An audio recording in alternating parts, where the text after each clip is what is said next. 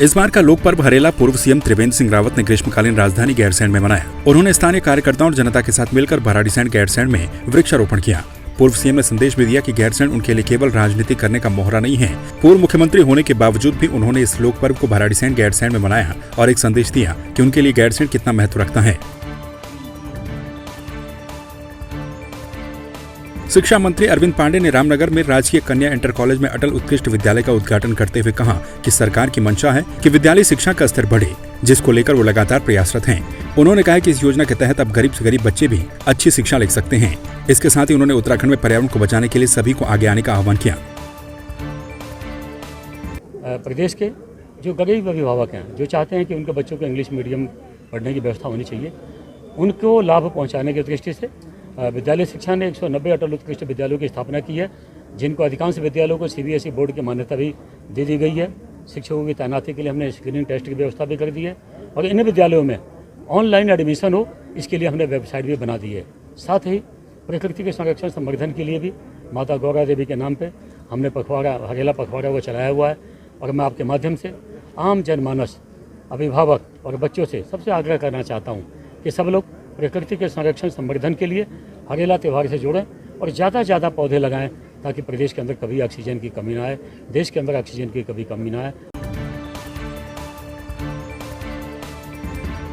युवा कांग्रेस के कार्यकर्ताओं ने रामनगर में पेट्रोल पंप पर बढ़ती महंगाई को लेकर विरोध प्रदर्शन किया। वहीं विरोध कर रहे युवा कांग्रेस के कार्यकर्ताओं ने कहा कि युवा कांग्रेस के द्वारा पूरे उत्तराखंड में मुहिम चलाई जा रही है कि बीजेपी सरकार प्रति लीटर पर जो 52 रुपए का टैक्स लगा रही है वो जनता को वापस मिले।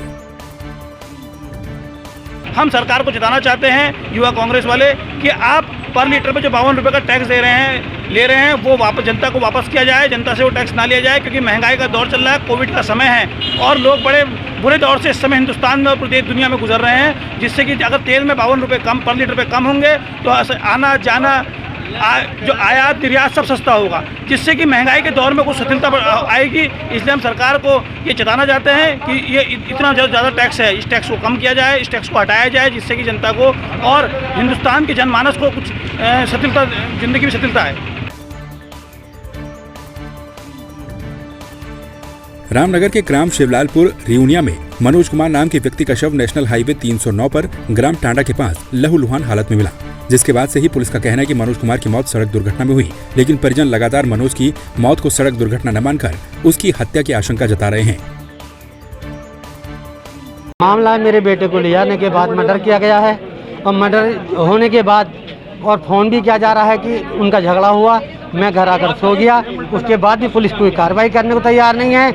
मामला जहाँ का तहाँ त्यों का बिल्कुल वहीं का वहीं है, आगे नहीं बढ़ रहा है। मुझे पुलिस से विश्वास उठ गया है और मैं जो हूँ आत्महत्या कर लूँगा, वो प्रशासन की जिम्मेदारी होगी। देखिए, मनोज कुमार के संबंध में हमारे पास तहरीर आई है, उस तहरीर के अनुसार हम कार्रवाई कर रहे हैं। उनके द्वारा 2-3 लोगों पर आरोप लगाया गया है कि उनके द्वारा हत्या की गई है।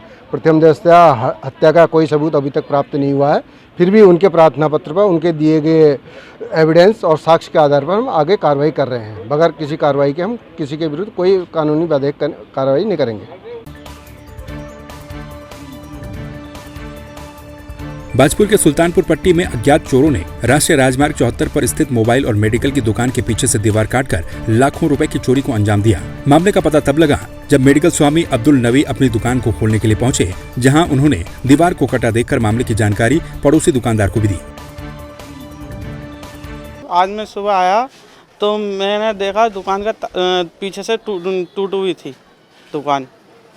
तो इस तरीके की घटनाएं होती रहती हैं यहाँ पर, और यहाँ पर इंजेक्शन वाले बहुत हैं लगाने वाले, नशे का कारोबार बहुत करते हैं, हमारी दुकान के पीछे भी लगाते हैं।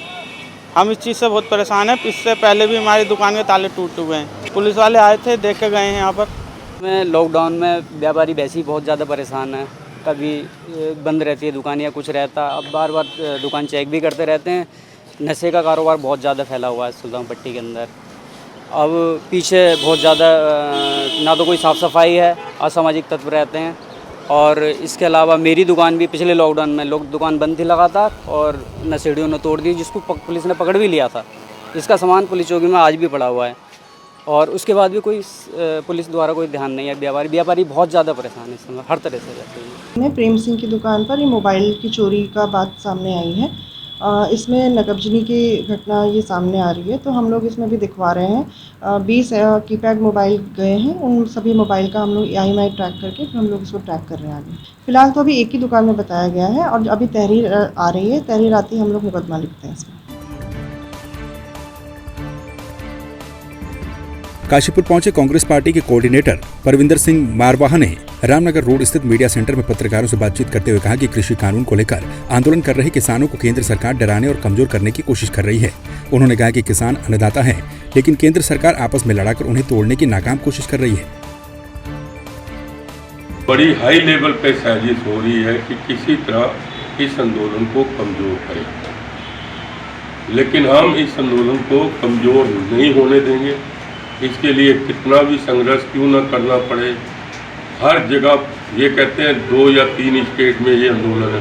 जब अनाउंसमेंट किया भारतीय किसान यूनियन ने, सब यूनियनों ने कि हम इतनी तारीख कर रहे हैं, तो वेस्ट बंगाल भी, बिहार में भी, उड़ीसा में भी, सब जगह किसान, और जब यहाँ पर आंदोलन हुआ तो सब जगह से लोग आए। ये कह रहे हैं सिर्फ कि 2 या 3 स्टेट में है। विलुप्त प्रजाति के कछुओं का शिकार थमने का नाम नहीं ले रहा है, जिसको लेकर उधम सिंह नगर जिले में लगातार ही अभियान चलाया जा रहा है। काशीपुर पुलिस ने 24 जिंदा कछुओं के साथ एक युवक को गिरफ्तार कर लिया। बताया जा रहा है कि लंबे समय से आरोपी युवक कछुओं को बेचने का काम करता था। ये मुकुंदपुर गांव है जो हमारा नदी के किनारे, वहां से पकड़ा गया है। और इस व्यक्ति द्वारा जो बताया गया है वो दड़ियाल से कुंडेश्वरी और रामनगर का जो फॉरेस्ट है उसमें नदी एरिया से इसकी तस्करी करता था। और अत्यंत इनह्यूमन टाइप से, मतलब एक नुकीले लोहे की मदद से उसको ठेस देते हुए नदी से ये लोग पकड़ते थे। रात में ये पकड़ने के लिए निकलते थे और अर्ली मॉर्निंग ये लोग उसको पकड़ के अन्य जगहों पे सप्लाई करते थे। तो इसकी सूचना पे इसने अन्य भी नाम हमें नोट करवाया कि कौन कौन लोग पॉसिबली इस बिजनेस में है, कौन कौन लोग इसके खान पान में है।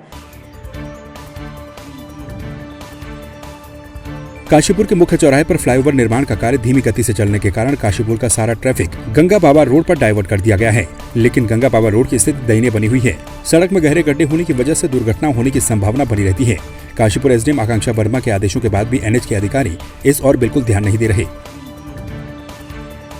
सड़कों में जो कार्यदायी संस्था है वहाँ पे जिनकी सड़क है, उनकी पूरी जिम्मेदारी बनती है कि सड़कें जो हैं, चाहे वो PWD की कहीं अगर ऐसी सड़कें हैं, चाहे अगर वो निगम की सड़कें हैं, चाहे NH के द्वारा अगर कोई ऐसी सड़कें बनाई गई हैं, जो जहाँ जहाँ गड्ढे हैं कोशिश करेंगे कि बारिश के पहले उन सभी का निस्तारण कर लिया जाए।